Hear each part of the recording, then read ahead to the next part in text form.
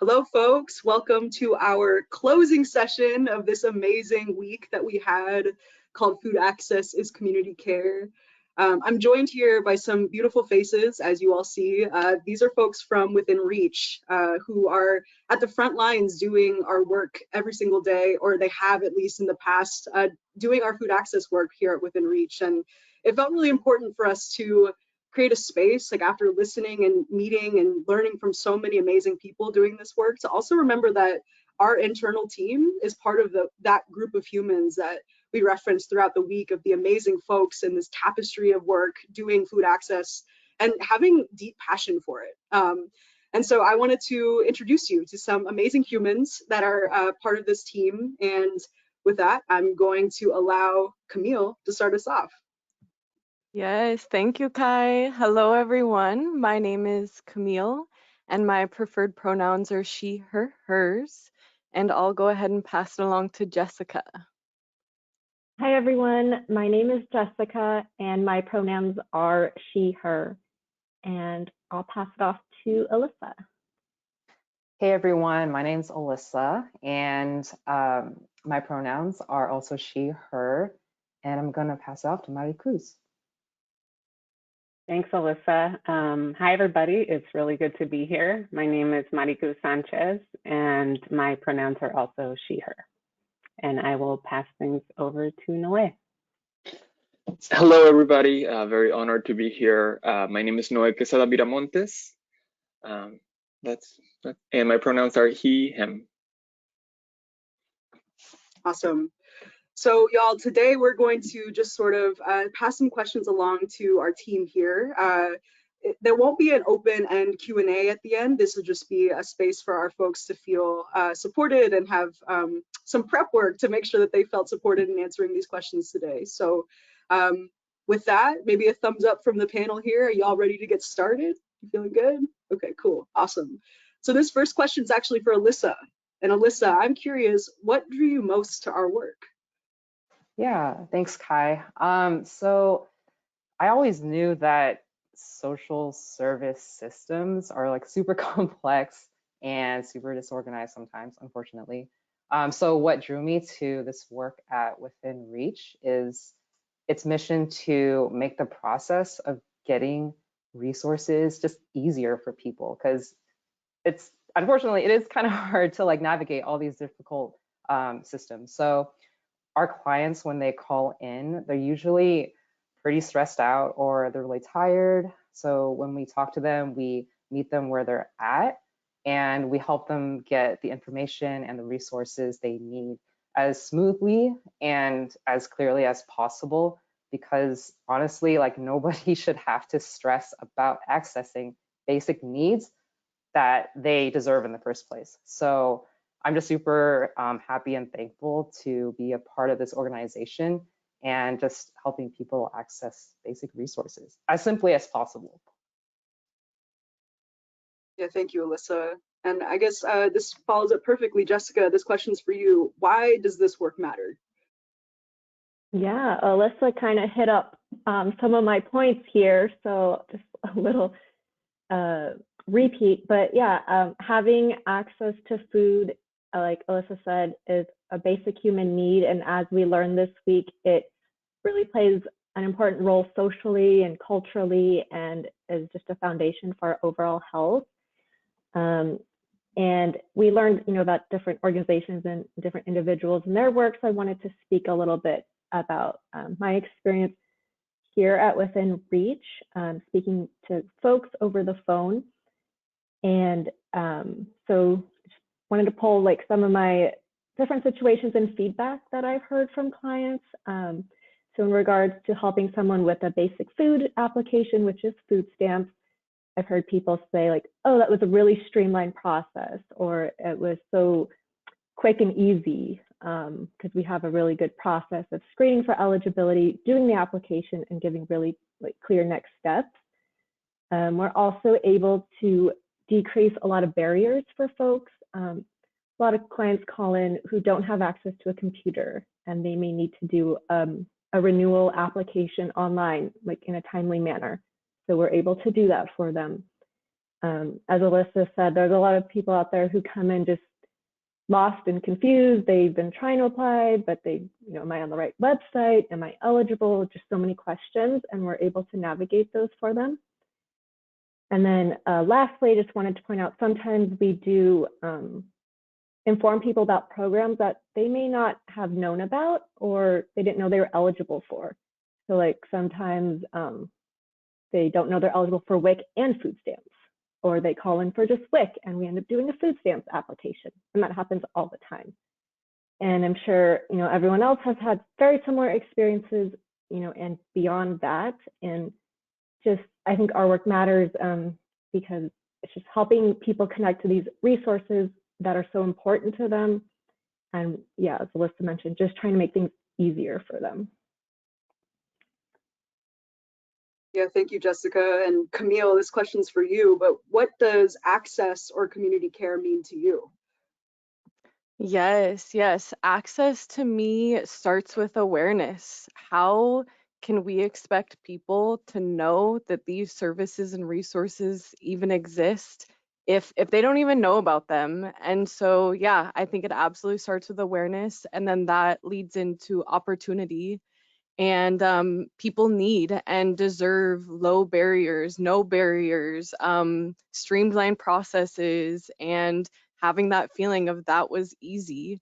And this is all to have enough food, affordable food, quality food, culturally relevant food. And like Jessica mentioned, when clients call our hotlines, they're usually just starting out thinking this will just be about WIC or food stamps. And, I also, through the screening, identify other possible needs, and always at the end, having that question, is there anything else I can help you with? And, oftentimes they're like, no, I can't really think of anything, like, thank you so much. And I kind of try to sneak into that space and just say, there's other options like childbirth education or baby supplies or childcare, transportation, like our Orca Lift program, housing assistance, food banks, right? In that period in between this call and them getting their EBT card. And so like say a client goes to a food bank, all of a sudden they're meeting people, they're meeting their community, they're creating community. Maybe there's even a warm meal that day at the food bank.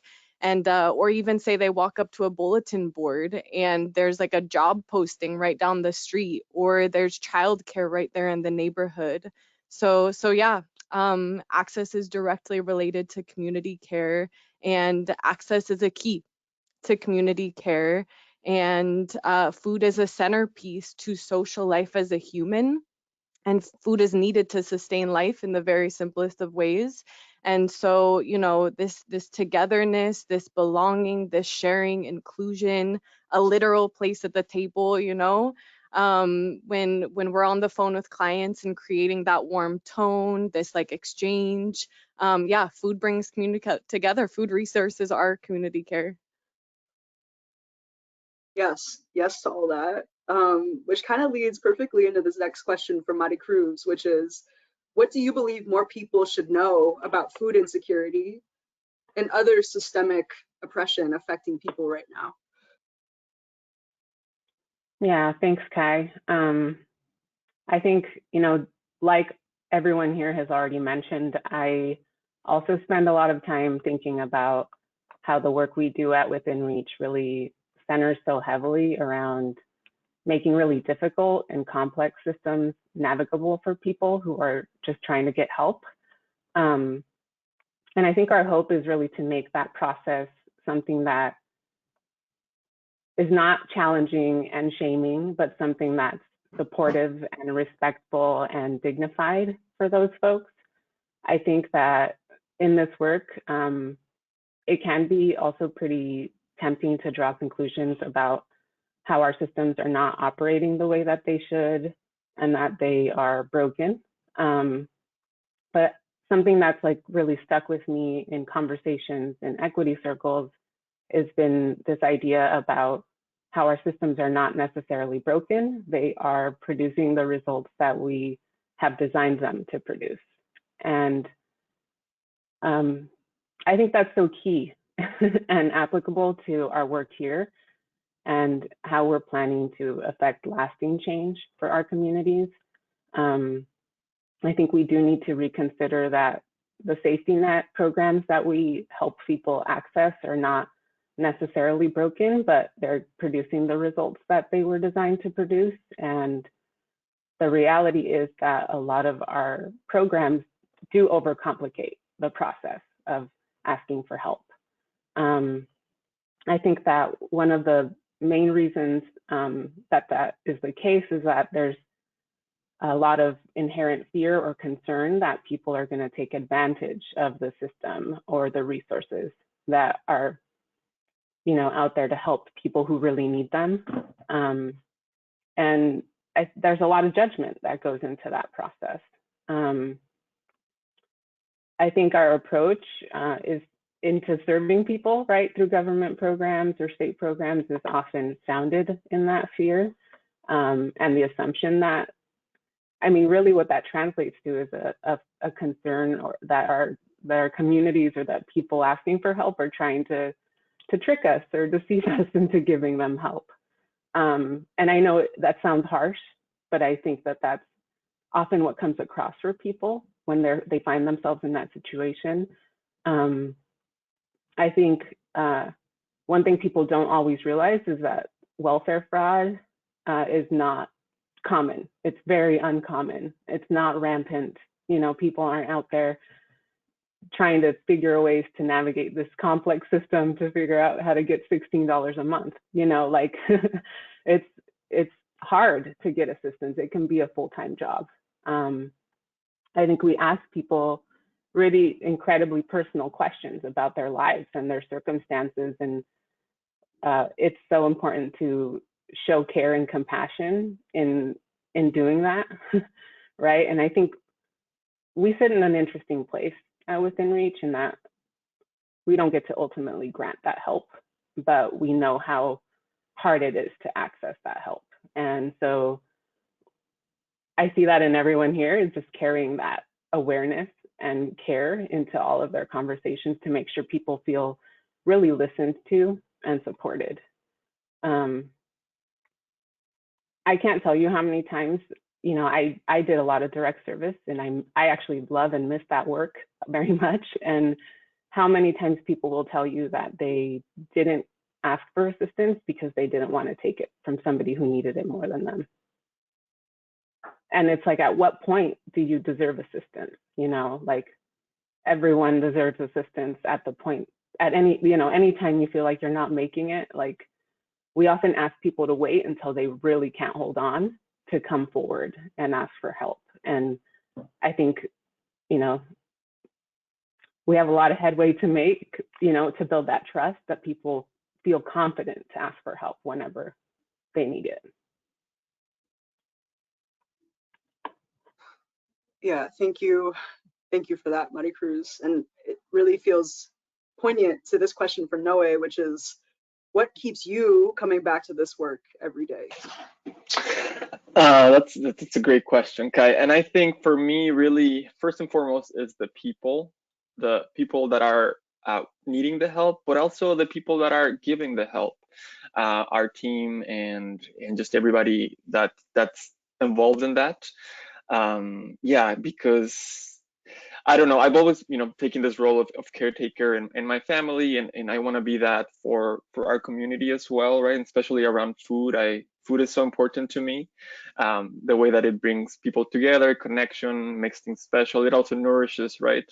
And I think for me, yeah, it really is the people. When I worked in the hotlines, it was just so incredible hearing people go from resisting, like, oh, I don't really need that, to like, oh, thank you so much. I'm able to, I didn't know I could get this, and now I feel so much more comfortable. And just hearing that gratitude, I think it's really rewarding to be able to see the impact in somebody's life, even if, like Maricruz said, there's a lot of headway to make in those programs still. So that to me is really important. And now that I don't work directly with folks, it's about taking care of the people that are having those difficult conversations with people, and that's really what brings me back to this work every day. Just the people and caring for people, and just the way that care spreads, right? Because, you know, like Camille or Jessica are talking to those people that are feeling cared for, and then us as supervisors are also like taking care of them so they can continue to give that care, you know.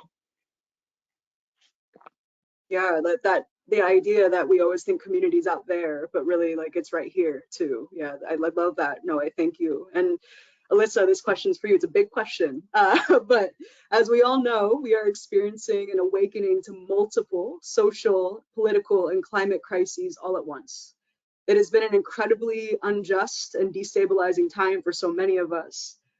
What do you hope to see more of, and how we as humans show up for our communities during these times? Yeah, this is a really big question. I will try to do it justice, but I'll just be like speaking on my opinion for the most part. So I think in order to effectively show up for our communities, we need to try to understand the injustices that are going on, understand the context of our communities' situations, and be conscious of all the inequities that are plaguing our communities. So yeah, that's a lot of, you know, education work and pre-work, I guess you could say, but it's really important to know the context of everything. So we really need to put in the work to listen and to learn about our communities in order to know like how to really show up and what they really need. And I think a great way to do that is to get involved in our communities. And that can look like getting involved with organizations in your area that are doing really good work in uplifting the community. That could mean volunteering at a food bank, participating in a locally led town hall, or maybe volunteering at a school in your district.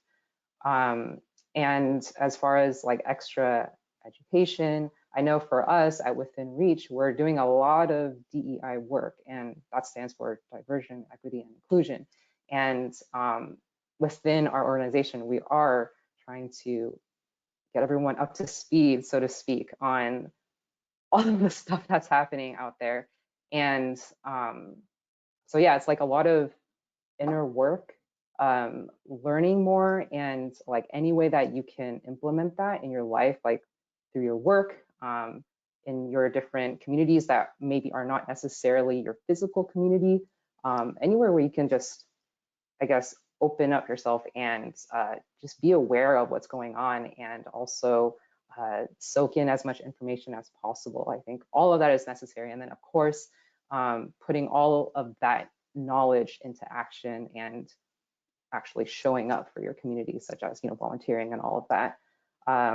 Yeah, I think if, you know, it takes a lot of effort to really show up, and I'm like guilty of not doing enough myself. But if enough people can actually show up together for our communities, I really believe that there can be true transformation. And it's hard, but it's so necessary. And yeah, it's a challenge for all of us, really. Yeah, thank you, Alyssa. And another big question coming to Jessica this time is, as we learned this week, when we talk about food, it's so much deeper than simply acquiring the nutrients to feed oneself or to feed one's community. Although that is a foundational step towards health and care, there are so many ways we could reimagine our food systems. What do you wish to see more of in the way we go about these systems? Yeah, well, I think there are a lot of ways we can reimagine our food systems, but I will only speak about two of my wishes for today. My first one being, I wish to see more access and availability to more quality, nutritious, and culturally appropriate foods that are also affordable. I had a client about last month who told me that they do have access to their food bank, which is great, but they said most of the food that is there is like pastries and bread, just not an overall balance or variety for them. And they said it's not worth going to. And there are similar sentiments that I've heard from other clients, not the food that they want to eat, not culturally appropriate, or, again, not the freshest type of quality. And then just bringing on my experience of working in institutional food service. I did a few years in like hospital food service and a little bit in school districts. Not speaking for all of them, but for some of them, it was a lot of focus on convenience items, low cost, which results in not the greatest quality of food, and definitely understandable that it's hard in those institutions to always bring out like the best quality and all of those things. Cost, labor, the skill of labor is really important. But just hoping that, like the question said, is, having access to food is one thing, but having access to food that's higher quality, more nutritious will promote more overall health and care to the community. And my second wish would be to see more nutrition and cooking education with our youth. I know there are programs out there, and there, some schools do like community gardens, which are really awesome, but I wish it was just more prevalent in overall curriculum for, elementary all the way up to high school, because not everyone has that privilege of learning from a parent or a guardian how to cook. A lot of people don't have access to different cultural cuisines. And I really believe that having a background on nutrition as it relates to their health, knowing where their food comes from, experiencing different cultures, knowing basic cooking skills are just like really important as they grow to interact with their food. They'll have that skill and knowledge to, cook for themselves when they're older, which leads to health, and then also opening up people to other cultures that way. Yeah, thank you so much for that, Jessica. I wish a world like that as well. Maricruz, this one's for you. What do you think some of the greater misconceptions or misunderstandings are about people seeking support? Yeah, I think one of the biggest and most damaging misconceptions is probably that people in that position are responsible for being in that place, that they made, maybe it's a consequence of choices that they made or not planning ahead, or, and I think that often people think, that those folks are not working or not trying to get themselves, not trying hard enough to get themselves out of that position. But in reality, as we've all said, like accessing help is very hard. I don't think someone who doesn't actually need that support is going to go down that path. There's also, this idea that people aren't working hard enough to get out of that position, and most of the people getting benefits are working.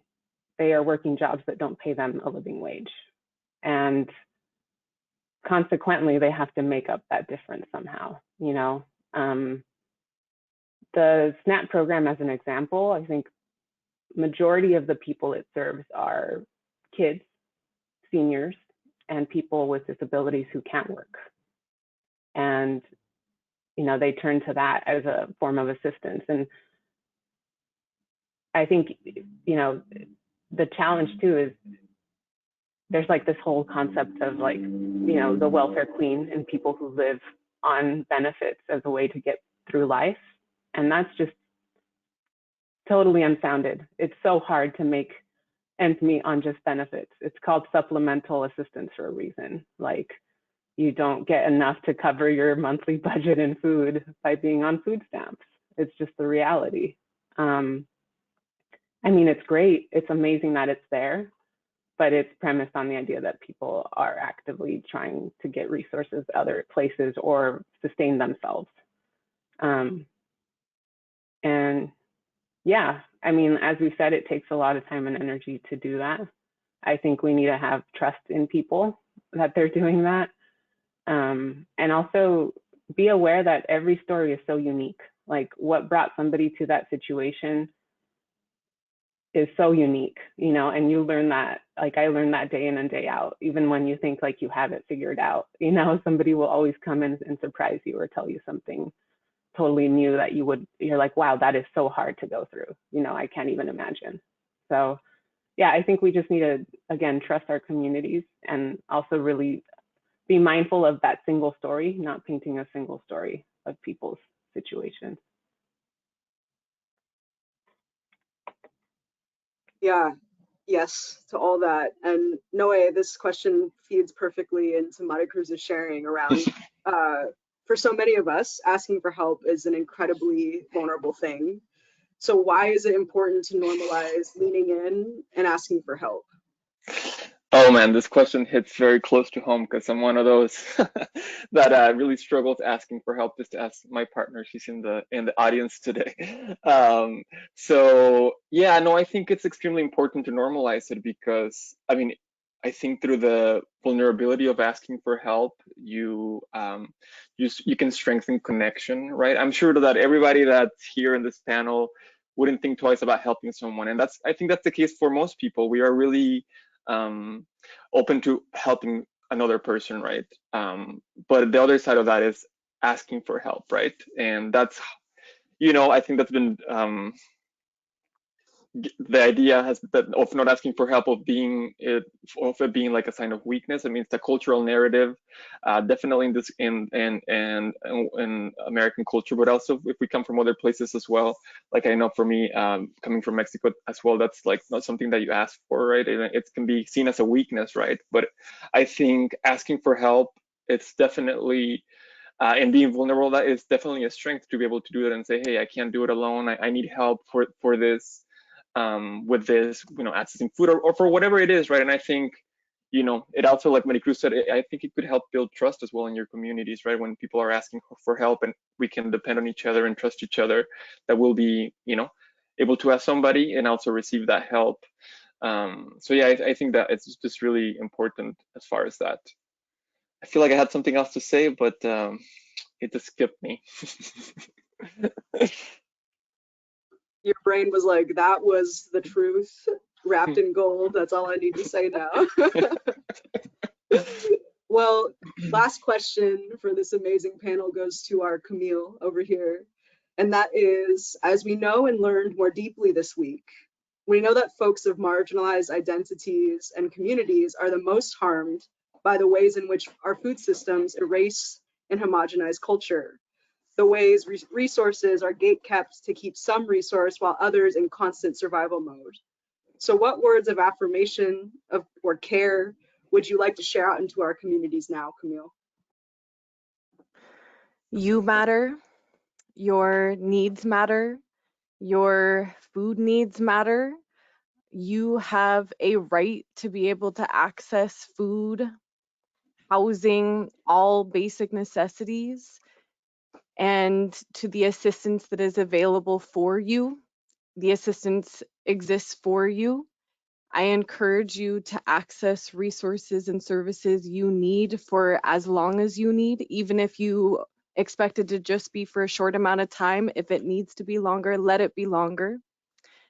We see this pattern of lacking, of not enough, of not fair, of not equitable.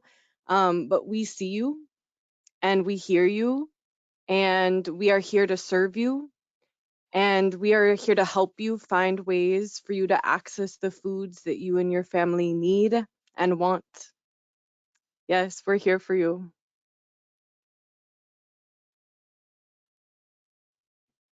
Thanks for making my chest compress in the most beautiful way, Camille, like you usually do. Y'all, thank you so much for everything that you just shared with our community. I really hope that we can start to normalize this practice of looking to you all and inviting more voices into the room when we think about our work here, and like really like reconnecting to why we do it. I think that's so important, especially in this virtual setting, right? Sometimes it's really difficult to remember like that there are people like right next to you also like engaging in this work for the same reason. And I just thank you all so much. My heart is billowing with gratitude and awe for all of you per usual. So thank you for that. And thank you to our attendees. Thank you for being here throughout this whole week. I can't believe we're at the end, y'all. How did that happen? That was like, it was Monday and I was having stress sweats because of technology issues. And here we are at Friday. So I'm so honored that I got to hold this space for the last week. I'm so honored to be with you all on this screen here.